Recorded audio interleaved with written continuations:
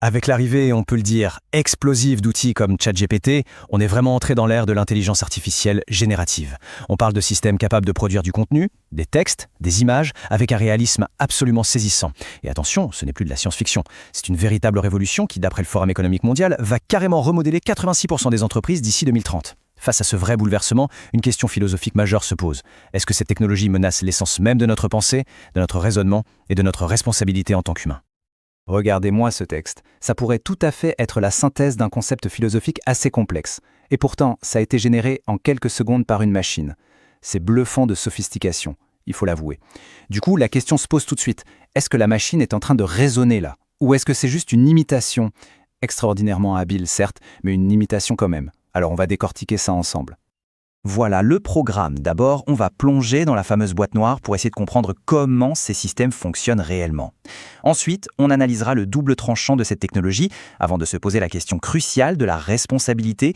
Et enfin, on verra comment l'humain, finalement, a plus que jamais sa place dans ce nouveau monde. Allez, c'est parti, on y va. Bon, pour bien saisir les enjeux, il faut d'abord ouvrir le capot. Oublions un peu la magie et penchons-nous sur la mécanique. Comment une intelligence artificielle générative fait-elle concrètement pour fabriquer ces réponses? Alors, au cœur de ces systèmes, il y a ce qu'on appelle un grand modèle de langage, ou LLM. Imaginez un moteur surpuissant qui a analysé des milliards et des milliards de textes, découpés en tout petits fragments, des tokens.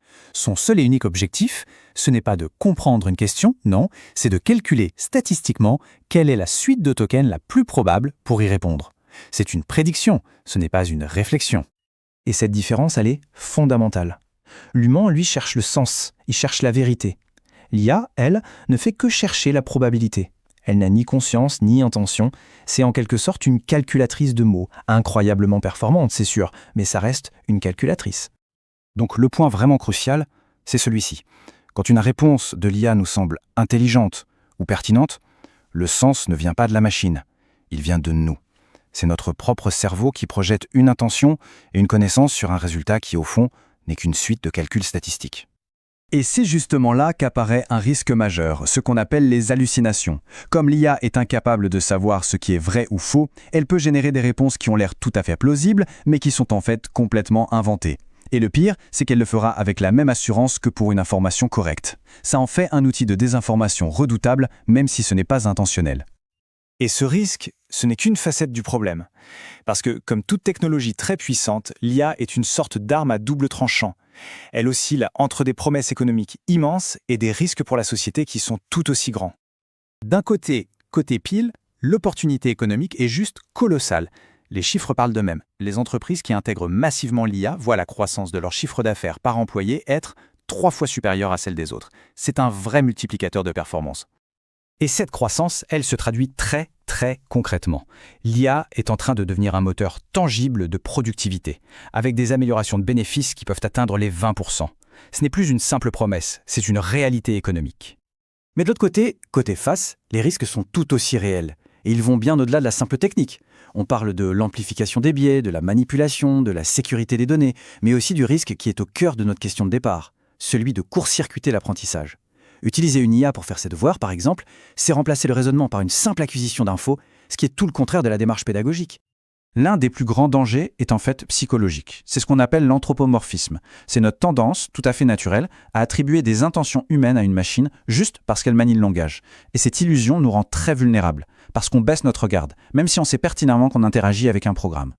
Toute cette puissance et tous ces risques nous amènent à une question juridique et éthique absolument incontournable. Si une IA cause un dommage, qui est responsable ? C'est la question qui hante les législateurs en ce moment. Si une voiture autonome a un accident, ou si un diagnostic médical fait par une IA est faux, vers qui on se tourne ? Le programmeur, l'utilisateur, l'entreprise qui déploie l'outil, la machine elle-même ? Face à ce véritable casse-tête, la position européenne est ferme. L'idée de donner une sorte de personnalité juridique à une IA a été écartée.